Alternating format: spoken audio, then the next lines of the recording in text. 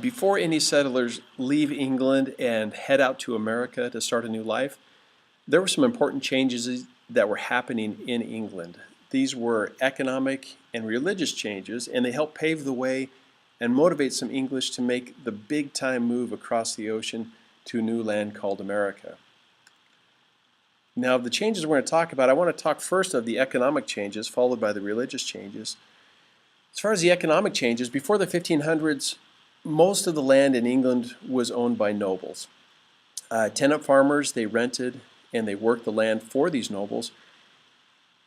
So essentially, the idea of property rights really wasn't much of an issue. If you lived in England in the 1500s, or before the 1500s, you probably wouldn't have your own piece of land. Instead, you would rent the land, you would work it for somebody else, and then you would make your living that way. In the 1500s, a large demand for wool really changes all of this.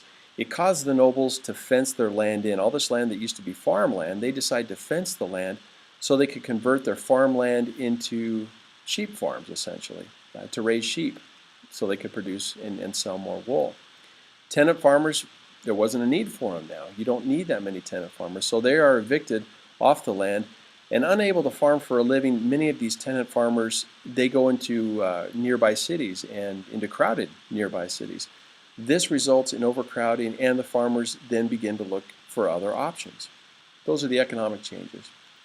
Now, the religious changes, most of Western Europe was Catholic at the time of Christopher Columbus. This was the Christian church. Now, the idea that you could open up any yellow pages in any, or look at a directory in any city, and you'll find a lot of different Christian churches to go to. That was not the case at the time of Columbus. If you were a Christian, there was a single church, and it was called the Catholic Church.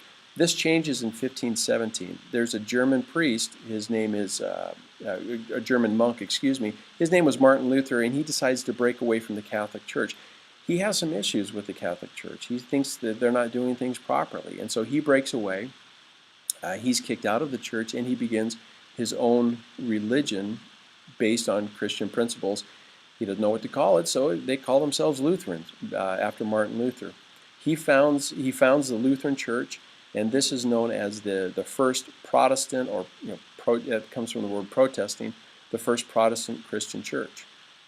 Now, about 10 years after this time, in 1527, the King of England, Henry VIII, he asked the Catholic Church for a divorce. Now, the Catholic Church, even today, has a strong stance on divorce, and they said, no, you can't have a divorce.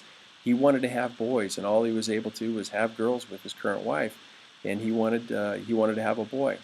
Now, King Henry thought, hey, as a king, ultimately, he doesn't need to ask permission to do anything. He was the King of England, after all. So Henry decides that the way to overcome this is to create his own church. He's going to call his, doesn't use a lot of imagination, but he calls it the Church of England. It becomes the official Church of England. It's also known as the Anglican Church.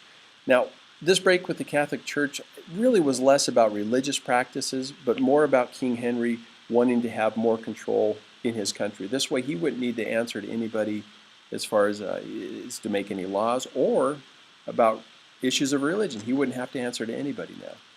These new economic and religious changes really helped set up the conditions that would encourage some English citizens to think, hey, you know what, they can have a better life if they want to go to the new land called America.